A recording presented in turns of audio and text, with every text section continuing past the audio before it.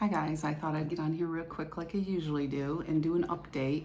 I'm going to read from my journal, so bear with me. It's kind of getting used to going back and forth between my journal and the video.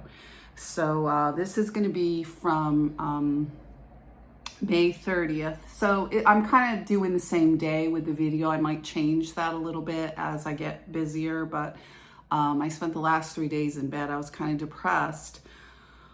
Just releasing more of this trauma, going through, if you've been following along with It's Never Too Late to Begin Again. I'm skipping around a little bit. If you've read her first series, which I did way back when I was like 30, with Julia Cameron, with The Artist's Way. She did that series. So I'm kind of familiar with some of the concepts, so I kind of skip around with this one. Plus, it's part of what's going on with me now. I mean, I used to constantly read books right from the beginning to the end. And I'm finding I'm reading so much online now, and it's changing the way I read books. So I kind of skip around a little bit because I'm watching videos. And I just posted a video about narcissistic mothers. I don't usually like to delve too much into that because I'm not an expert. This is my lived experience. I think my mother needs some counseling. I said that when they started accusing me all this stuff. So I'm going to touch base on a little bit of that because I think that's what sort of got me a little bit depressed because I had done some reparenting things. I'll start off with Julia. She talks about the inner censor in our next sort of segment here. And shrinking your censor, dealing with shame, which I did in The Artist's Way. You talk back to shame, you create back at it, and I did some of that work. So it comes around again to shrink that censor. And certainly some of these things come around again with recovery or pulling away from, you turn around like in my case and you marry someone very similar just to someone who was abusive in your life, and that it was my mother. And certainly when I walked into court recently, it was, well, your mother doesn't like you, so now you're not going to get any of your assets, which sent me into shock because I wondered, here's a woman I hadn't seen in 20 years, and I was wondering why she was weighing in on my divorce, but she did. And then I had to go stay with her for a little while because they kicked me out of my apartment. They threw my stuff on the street or on the porch. They stole a bunch of stuff, and here I was, and I felt like 12 again inside my mother's house because I said I would never be back there again. I left when I was 17. At that time, we didn't go no contact. I basically tried to have a civil relationship and invite her for Christmas and different things, go to funerals, weddings, or different things. But she pretty much didn't participate in my life, so it was pretty shocking. And I posted this video. I just happened to come up and I like the woman's manner. She's into hypnosis. I'm not really into that, but I really like the video. And it talked about something that really caught my attention was this sort of empathetic experience for yourself, towards yourself.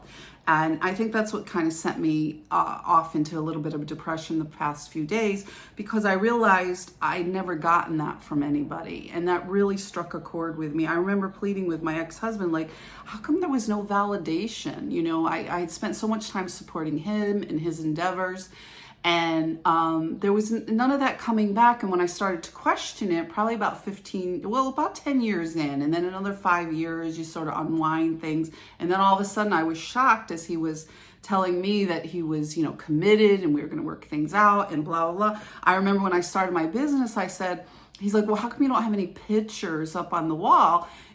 As a photographer, you should have pictures up if you're a real one. And I thought, my goodness, I'm doing all this work. It's very expensive if you're a photographer, if to have things framed and matted. And I can remember saying to him, why don't you be my first customer and buy a postcard? There were a couple dollars, and he refused. And it really hit me. I mean, he just didn't acknowledge it. And I thought, my goodness, I do all this stuff for him, certainly with my cooking, and I did all the domestics, and, we had this rental business together, and we were making money. There was so much accomplishing and profit coming into the marriage, and yet it's like I wasn't getting any credit for anything.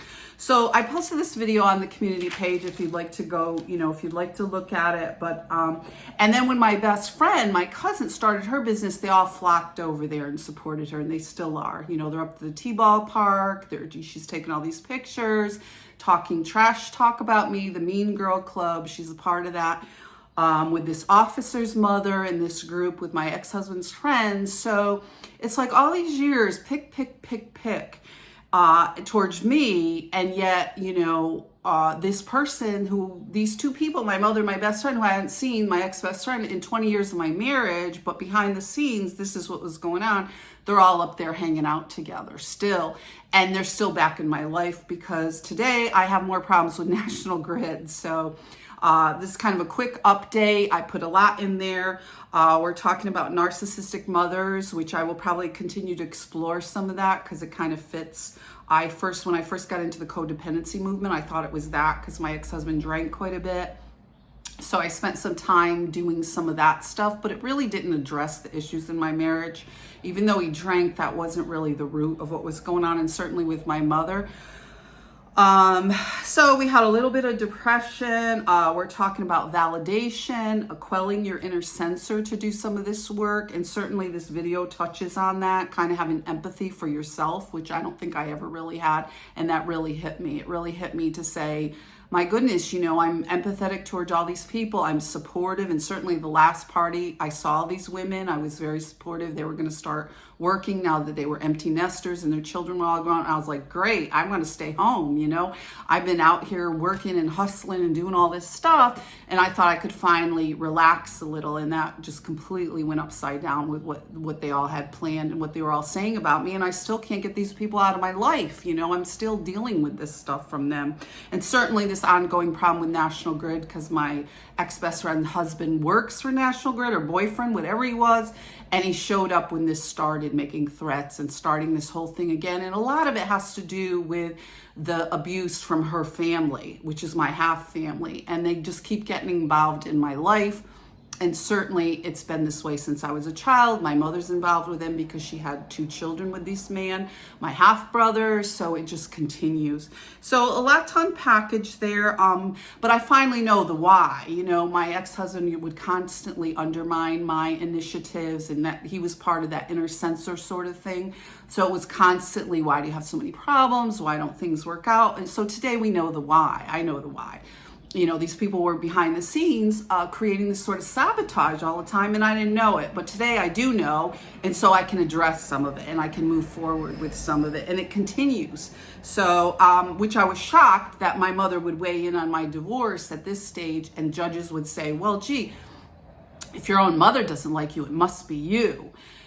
So this person talks about, and other people do too, that, my goodness, if your own mother doesn't like you, that's disturbed. It's disturbed that your mother doesn't show you that empathy or that kind of sympathy or that kind of consideration or validation. That's disturbed. To have someone out of your life for so long and then come into a courtroom and be behind the scenes with my ex-husband, creating all this drama so I lose my assets, and certainly with some of the other people that are involved. So we have a lot to unpackage with this stuff.